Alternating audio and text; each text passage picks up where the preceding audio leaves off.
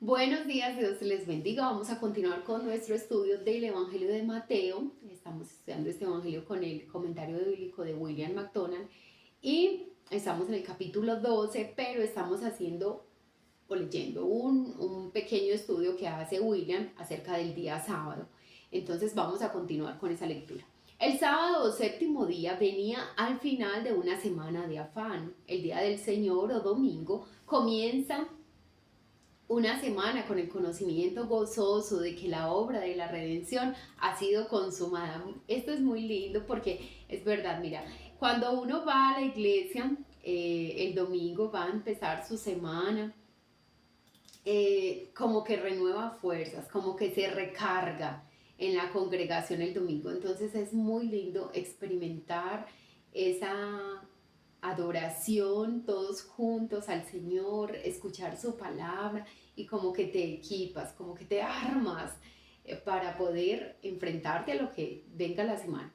Pero sabemos que todos los días necesitamos alimentarnos, ¿cierto? De forma física, todos los días necesitamos pues desayunar, almorzar, preferiblemente no cenar, pero bueno, comer, alimentar nuestro cuerpo, así es el espíritu, no nos basta, hay personas que les basta ir el domingo a la iglesia. Yo escuchaba la historia de un pastor que fue a visitar a unos hermanos en la iglesia, creo que fue el domingo después del servicio, y lo invitaron pues a cenar y tenían unos cubiertos muy bonitos, una cuchara, creo que eran los cubiertos, eran de plata.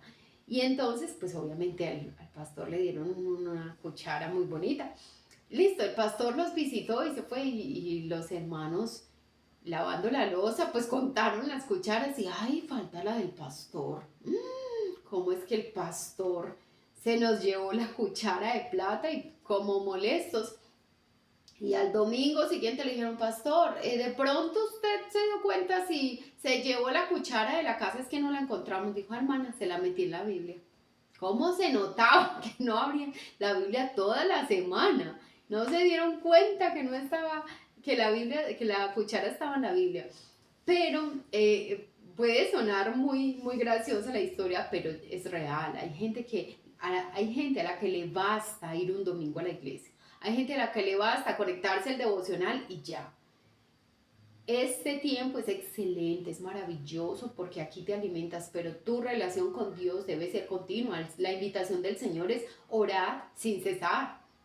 Es que oremos todo el tiempo, porque todos los días nos enfrentamos a cosas en nuestro trabajo, en nuestra familia, con nuestros vecinos, y solo es a través del conocimiento de Dios y de su palabra que tú y yo tenemos insumos para podernos enfrentar a esas cosas y responder con sabiduría y actuar con sabiduría, para poder resistir al diablo, para poderle decir no a la tentación, al pecado.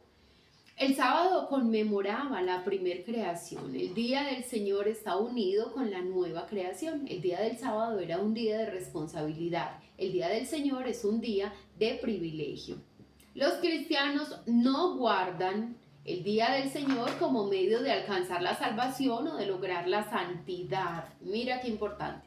Entonces, si hay alguna religión que esté guardando algún día de la semana, sea cual sea, el sábado o el domingo, para ser salvos o para ser más santos, están cayendo en pecado. Porque tú y yo solo podemos ser salvos por Cristo. Dice la Biblia que Él dio su vida para que todo aquel que en Él crea y crea en ese sacrificio y acepte a Cristo como su Señor y Salvador pueda ser salvo. Y nosotros somos santificados es a través de Él, de su sacrificio en la cruz, de su palabra, no por nuestras obras, para que nadie tenga de qué jactarse ni gloriarse, sino por Él. Ni por temor al castigo, tampoco guardamos un día de la semana, sea cual sea, o vamos a la iglesia un día de la semana para evitar un castigo. Lo hacemos para el Señor. Todo lo que hagamos lo hacemos para el Señor y lo hacemos es por amor, lo hacemos por gratitud, pero nunca para evitar un castigo. Recuerda que no aceptamos a Cristo ni seguimos a Cristo para evitar el fuego del infierno. Lo aceptamos por amor. En el infierno están los que no amaron al Señor. En el cielo no están los que temieron al infierno, sino los que amaron a Cristo. Lo ponen aparte por amante devoción a aquel que se entregó a sí mismo por ellos. Debido a que este día quedamos liberados de los asuntos rutinarios y seculares, podemos apartarlo de una manera especial para el culto y el servicio de Cristo. Por eso nos congregamos. Pues preferiblemente los domingos, porque generalmente, no todos, pero generalmente todos trabajan en semana y el fin de semana están libres, entonces pueden con mucha más libertad ir y congregarse y liberarse de todas esas actividades de la semana. No es correcto afirmar que el sábado fue transferido al domingo. El sábado es el séptimo día de la semana y el día del Señor es el domingo. El sábado era una sombra, el cuerpo es Cristo. La resurrección de Cristo marcó un nuevo comienzo y el día del Señor significa este comienzo. Como judío piadoso viviendo bajo la ley, Jesús guardó el sábado. A pesar de las acusaciones de los fariseos, en contrario. Es muy importante aclarar esto, el Señor nunca se fue a trabajar un sábado. El Señor nunca se puso a hacer negocios un sábado. ¿El que hacía el sábado? Hacía sanidades y cumplía la escritura. Misericordia quiero y no sacrificio, ¿sí ves? Él estaba cumpliendo los requisitos del sábado, hacer misericordia, ayudar al necesitado en sábado. Como Señor del sábado, Él lo liberó de las falsas reglas y normas con que había sido recubierto. El Señor ponía un mandato y mira, yo creo que sigue pasando en este tiempo. El Señor deja un mandato y el hombre hace sus ajustes, hace sus modificaciones, pero altera el principio. Es como el sábado. El Señor dio el mandato de que se guardara el sábado, era para que el pueblo reposara, descansara, confiara en el Señor de que Él iba a cuidar de ellos. Al día siguiente, ese mismo día, iba a proveer y para que dedicaran ese tiempo al Señor, ¿cierto? Para que estuvieran en adoración al Señor, en familia, adorando al Señor. Pero ellos empezaron a llenar ese sábado un montón de requisitos y reglas que ellos pusieron, no que puso el Señor. Pero todo eso lleva como a la religiosidad, como a que yo tengo que hacer esto para poder ser más aceptado por Dios, más querido por Dios. Para que se vea que yo soy muy santo, ¿cierto? Para ser más vistos, no porque el Señor lo haya instituido.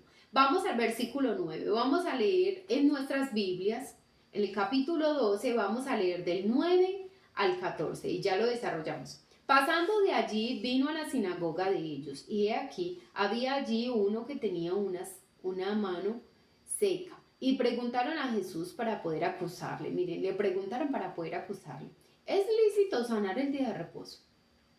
Él les dijo: ¿qué hombre habrá de vosotros que tenga una oveja, y si ésta cayere en un hoyo en día de reposo, no le echa mano y la levanta?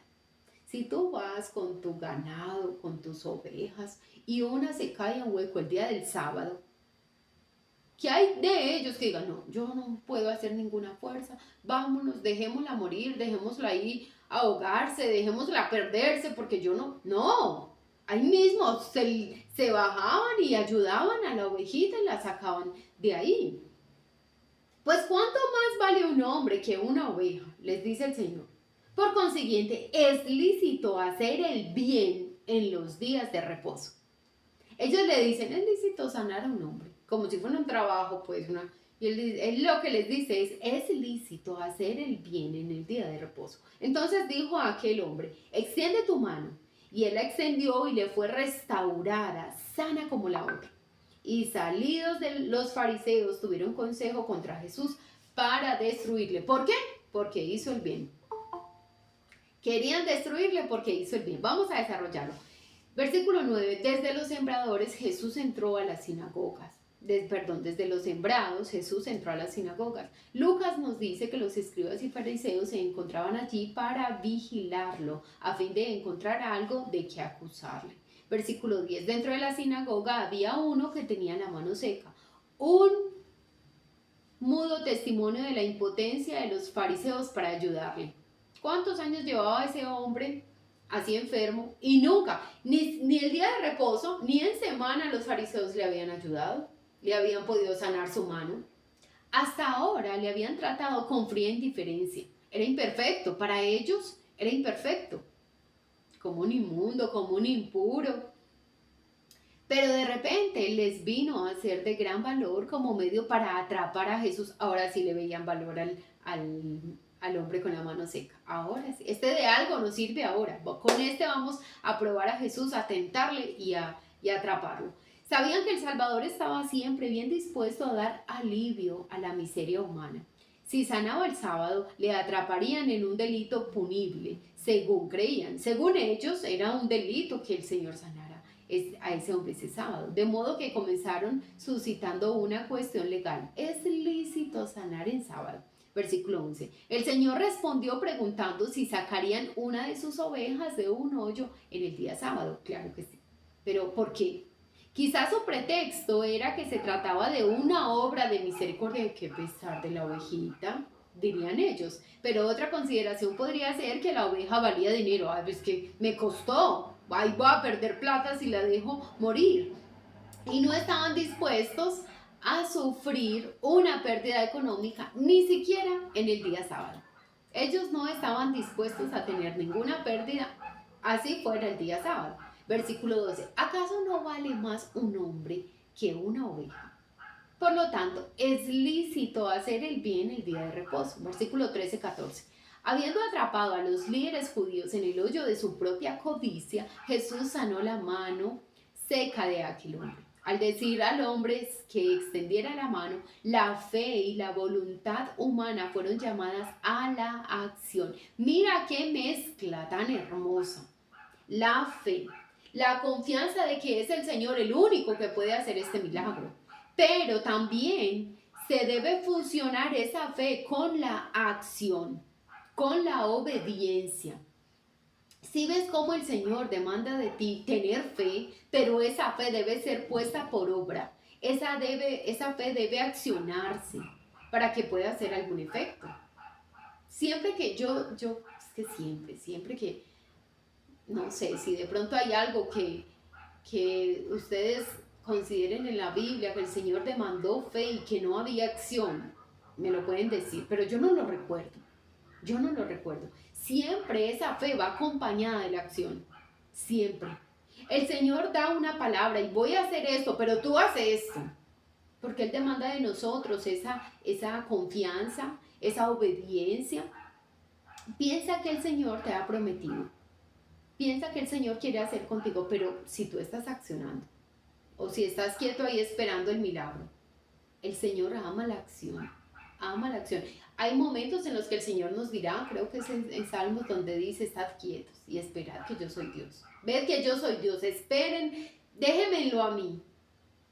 Pero cuando el Señor nos manda a hacer algo, hay que obedecer, hay que poner esa fe por obra. Y la obediencia fue recompensada, no, aquí hago una aclaración, no para ser salvos, no para ser más aceptados por el Señor, no es en forma de obediencia, ¿cierto? Es en forma de que creo que tú me estás mandando a hacer esto y que yo voy a tener tu respaldo si obedezco. Y la obediencia fue recompensada con sanidad. Entonces este hombre tuvo fe, creyó cuando el Señor le habló, extendió su mano, estaba seca, esa mano estaba seca y él extendió su mano, obedeció y recibió la recompensa. La mano le fue restaurada, sana como la otra, por el maravilloso Creador. Uno pensaría que los fariseos deberían sentirse felices que este hombre hubiese sido sano, a quien ellos no habían podido ayudar, ya estaba sanado. En lugar de ello, quedaron lívidos de ira y celebraron una reunión contra el Señor Jesús para tratar de destruirle. Si ellos hubiesen tenido la mano seca, hubieran sentido gratitud por quedar sanados en cualquier día de la semana. Qué tremendo, ¿cierto? Recuerdo la historia de ese líder religioso que fue donde el Señor para que le resucitara la hija. Él fue donde el Señor, acudió al Señor para que resucitara a su hija, pero es que era su hija. Pero ¿qué tal si hubiese sido otro? El hijo del vecino. Ay, no, espere hasta mañana que Jesús se lo resucite, o para que le pida a Jesús que se lo resucite. Pero no, hoy es sábado. Y así muchas veces nosotros vemos la obra del Señor en la vida de otros y a veces sentimos envidia, a veces nos molesta, pero cuando se trata de nosotros sí queremos que el Señor obre con mucha misericordia, con mucha bondad, con mucha generosidad. Pero a veces nos molesta que el Señor haga bien a otros o que el Señor tenga, pero ¿por qué tiene misericordia? ¿Por qué no lo manda para el infierno de una vez? ¿Qué tal si el Señor nos mandara a nosotros al infierno por lo que hemos hecho? Tenemos que ver a los otros con la misma misericordia que queremos que nos vean. Queremos que el Señor, debemos querer que el Señor trate a otros con la misma misericordia que nos ha tratado a nosotros hasta hoy. ¿Qué tal que el Señor fuera así como tú y yo inflexibles muchas veces? Así fuera el Señor con nosotros inflexible. Entonces que el Señor nos ayude. Vamos a leer del versículo 15 al versículo 21. Sabiendo esto, Jesús se apartó de allí y le siguió mucha gente y sanaba a todos. ¿Qué dice ahí? A todos. Y les encargaba rigurosamente que no le descubriesen, para que se cumpliese lo dicho por el profeta Isaías cuando dijo: he aquí mi siervo a quien he escogido, mi amado en quien se agrada mi alma. Ay, qué lindo que el Señor dijera eso de uno. Pondré mi espíritu sobre él y a los gentiles anunciará juicio. No condenará ni voceará, ni nadie oirá en las calles su voz. Nadie oirá en las calles su voz. La caña cascada no quebrará y el pábilo que humea no apagará, hasta que saque a victoria el juicio. Y en su nombre esperarán los gentiles. Vamos a desarrollarlo. Versículo 15 y 16. Sabiendo Jesús lo que tramaban sus enemigos, se apartó de allí. Pero a todas partes donde iba se amontonaban las multitudes, y allí donde se reunían los enfermos sanaba a todos. Pero les encargaba rigurosamente que no publicaran sus milagros, sus curaciones, no para no para escudarse de ningún peligro, sino para evitar todo movimiento veleidoso para hacer de él un héroe revolucionario popular. Miren qué lindo. El Señor no estaba instando a la gente o lo que les decía de que no anunciaran sus milagros, que no revelaran sus milagros, no lo hacía para evitar la cruz. Ay, no, entre más se demore esa cruz, mejor. No, primero no había llegado su tiempo, no era su momento. Y segundo, lo que él quería hacer el pueblo era hacerlo rey. Entonces, entre más fama se diera de nuestro Señor, le dieran a nuestro Señor, pues más la gente iba a querer hacerlo rey. Y él no venía a hacerse rey, él venía a morir, él tenía su misión muy clara. A eso lo había enviado el Señor. Se debía mantener el programa divino. Miren, el Señor estaba bajo la agenda divina y no estaba dispuesto a hacer ninguna modificación a esa agenda. No era hacer rey a lo que había venido, no era ser popular entre la gente a lo que había venido, era venir a traer el mensaje, a sanar a muchos, a cumplir todas las credenciales que había dado a través de los profetas y a dar su vida por nosotros, para que pudiéramos ser salvos. Su revolución llegaría no con el derramamiento de sangre romana. Ay, miren qué importante. Su revolución llegaría no con el derramamiento de sangre romana, sino con su propia sangre. Su revolución vendría al derramar su propia sangre. Y fue tan revolucionario el sacrificio de nuestro Señor Jesús que más de 2000 años después todavía predicamos al Señor Jesús como único Señor y Salvador, como único mediador entre Dios y los hombres. Es tan revolucionario que todavía su sangre por fe sigue derramándose para lavar de pecado a todo aquel que quiera acercarse a él y ser lavado. Hermoso, hermoso ese sacrificio de nuestro Señor. Versículos 17 y 18. Su ministerio de gracia fue cumplimiento de la profecía de Isaías 41:9 y 42 del 1 al 4. El profeta vio anticipadamente al Mesías como un gentil conquistador. Presenta a Jesús como el siervo a quien Jehová ha escogido, el amado en quien se agrada el alma de Dios. Dios pondría su espíritu sobre él. Profecía esta que fue cumplida en el bautismo de Jesús. Y su ministerio llegaría más allá de los confines de Israel. Él a los gentiles declarará juicio. Esta última nota se hace tanto más dominante al ir haciéndose más estridente. El no de Israel. Cuando Israel dice no al Señor, entonces el Señor dice, listo, estos no me quieren. Este era mi pueblo, a quien yo le había dicho que iba a venir, a quien yo le había prometido mi presencia en medio de ellos y una redención. No quiso Israel, entonces se va a los gentiles. Versículo 19. Isaías predijo además que el Mesías no disputaría ni gritaría y su voz no sería oída en las calles. En otras palabras, no sería un político soliviantador de las multitudes ni un agitador de populacho. Escribe MacLean, este rey es siervo y es siervo de Dios. No llegará al puesto eminente de la que le corresponde por derecho mediante ninguno de los medios usuales de la fuerza carnal, tampoco por medio de las fuerzas sobrenaturales a su disposición. ¿Recuerdan cuando Satanás tienta al Señor Jesús en el desierto? Dice, lánzate del pináculo. ¿Y qué dice el Señor? No tentarás al Señor tu Dios. Él podía hacer despliegues de poder.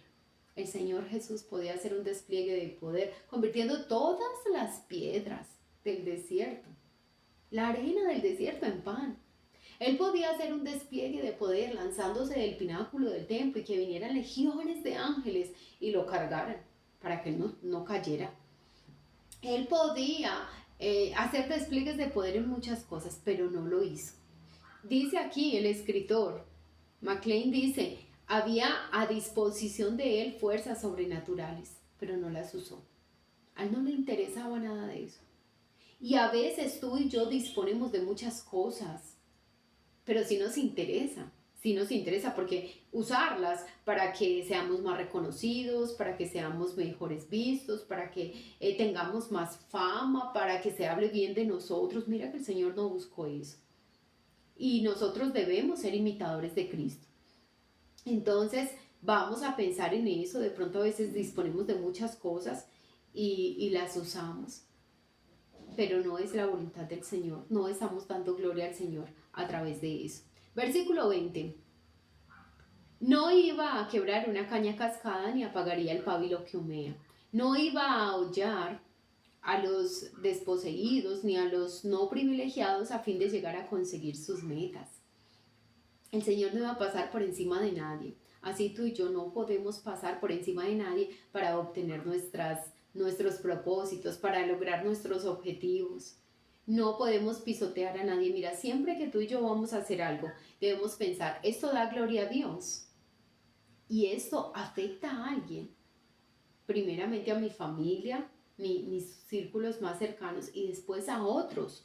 Porque si afecta a otros, yo te aseguro, no viene de parte de Dios. Dios no nos va a mandar a hacer algo que afecte a otro, que pase por encima del otro, que menosprecie a otro, que pisotee al otro. No, el Señor no nos manda a hacer eso. El Señor nos manda a ser misericordiosos, bondadosos. Y si fuera así, no sé, sería un caso de verdad muy, muy puntual, muy exclusivo con alguien. Pero generalmente el Señor nunca nos manda a afectar a otros, nunca. Siempre lo que hagamos que sea para la gloria de Dios y para beneficio de otros.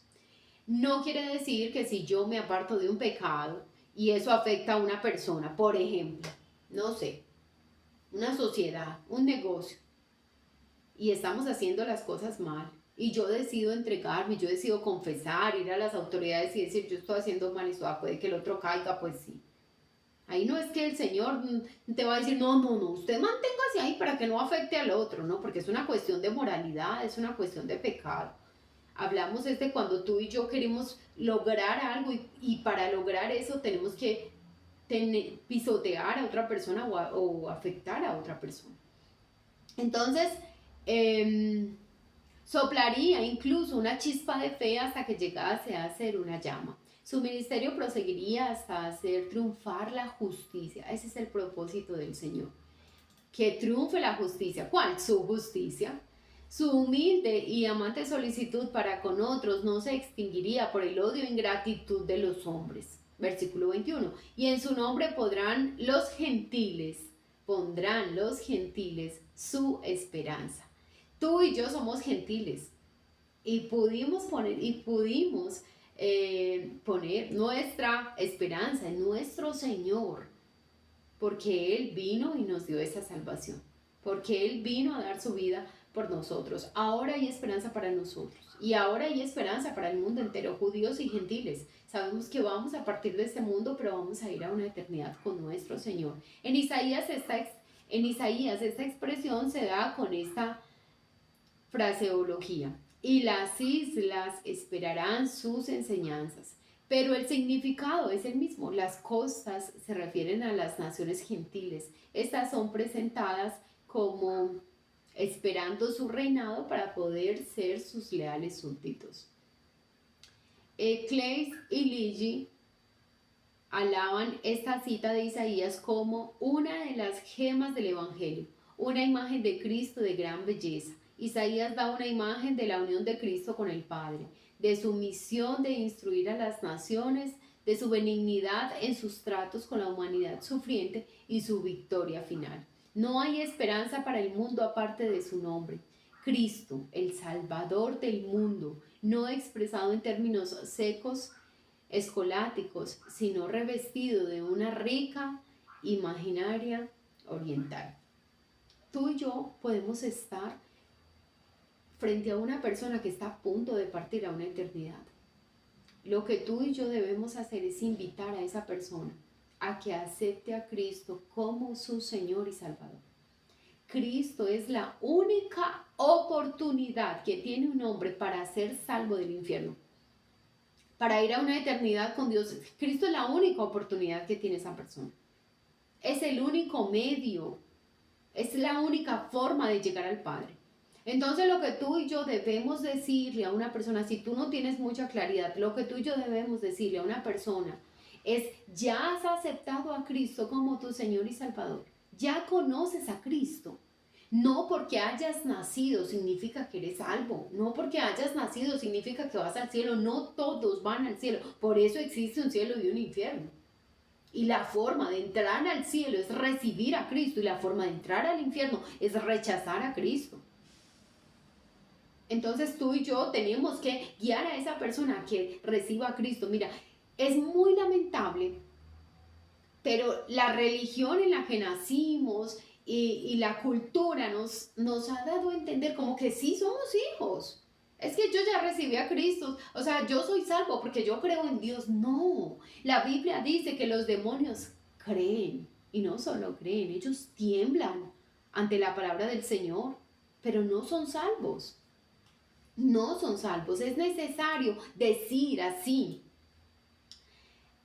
con nuestras palabras, con nuestra boca, decir: Señor, yo te recibo como mi Señor y Salvador. Jesús, yo creo que hiciste eso por mí en la cruz. Muchas personas no creen en el infierno, dicen que este mundo es el infierno. Aleja dice que mucha gente no cree en el infierno. Esto no es el infierno. A comparación del tormento que se va a sufrir en el infierno, esto es un cielo. Estamos en un paraíso. Entonces, debemos tener muy claro qué decirle a una persona: tú ya conoces a Jesús. No, sí, claro, pero tú ya le aceptaste, tú ya le dijiste: entra a mi vida, sé mi Señor, sé mi Salvador, perdóname por haber pecado contra ti, porque mi pecado te llevó a esa cruz. Si no lo has hecho, hay que hacerlo. Hay que guiar a esa persona a esa oración, porque de lo contrario esa persona parte de este mundo y parte sin el Señor. Vamos a leer, leamos del versículo 22 al 24. Del 22 al 24. Entonces fue traído a él un endemoniado ciego y mudo, y le sanó de tal manera que el ciego y mudo veía y hablaba. Y toda la gente estaba atónita y decía: ¿será este aquel hijo de David? Mas los fariseos al oírlo decían: este no echa fuera los demonios, sino por Beelzebú, príncipe de los demonios. Vamos a desarrollarlos. Versículo 22 y 24. Cuando Jesús sanó al endemoniado ciego y mudo, el común de la gente comenzó a pensar de manera: ¿sería que podría ser el hijo de David, el Mesías de Israel, el que se nos había prometido, al que estábamos esperando? Esto encolerizó a los fariseos, incapaces de tolerar cualquier indicación de simpatía para con Jesús. Estallaron con la acusación de que el milagro había sido llevado a cabo en virtud de Beelzebú, el príncipe de los demonios. Esta siniestra acusación era la primera imputación abierta de que el Señor Jesús estuviese movido por el diablo. Ay, qué peligro, qué peligro. Estos hombres, de verdad, ojalá se hayan arrepentido en el final de sus días. Versículo 25, vamos a leerlo en la Biblia. Sabiendo Jesús los pensamientos de ellos, les dijo: todo reino dividido contra sí mismo es asolado, y toda ciudad o casa dividida contra sí misma no permanecerá. Versículo 26, y si Satanás echa fuera a Satanás, contra sí mismo está dividido. ¿Cómo pues permanecerá su reino? Versículo 27, y si yo echo fuera a los demonios por Beelzebú, ¿por quién lo echan vuestros hijos? Por tanto, ellos serán vuestros jueces.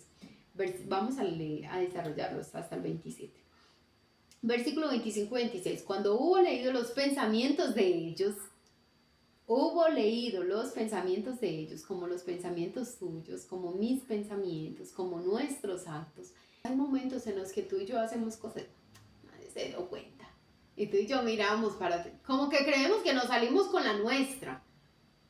Pero llega un momento en el que tú percibes de forma tan real la presencia del Señor, que tú sabes: ay, Señor, hice esto y nadie lo vio, pero tú lo viste. Y tú lo viste, y es suficiente para que mi corazón, Señor, se duela. Y yo sienta la necesidad de pedirte perdón y me sienta mal por esa actitud que tuve. Entonces, el Señor aquí dice, Él leyó los pensamientos, Él supo qué era lo que estaban pensando. Tú y yo estamos desnudos, y no solo de nuestra ropa, de nuestra piel. Estamos desnudos de nuestros músculos, estamos desnudos de nuestros tendones, de todo. Delante de Él estamos desnudos. No creas que el Señor como que tiene que irte quitando capas. Sus ojos son como llama de fuego, y como si todo se consumiera y viera tus pensamientos y viera esas motivaciones de tu corazón. Él lo ve todo, todo. Entonces, qué tremendo, porque dice aquí, cuando Él leyó los pensamientos de ellos, Jesús pasó a exponer su insensatez. Observó que ningún reino, toda ciudad o casa dividida contra sí misma podría subsistir con éxito. Si Él estaba echando demonios de Satanás mediante el poder de Satanás, entonces Satanás estaba obrando contra sí mismo. Y esto sería absurdo. Versículo 27. Nuestro Señor tenía una segunda respuesta devastadora para los fariseos.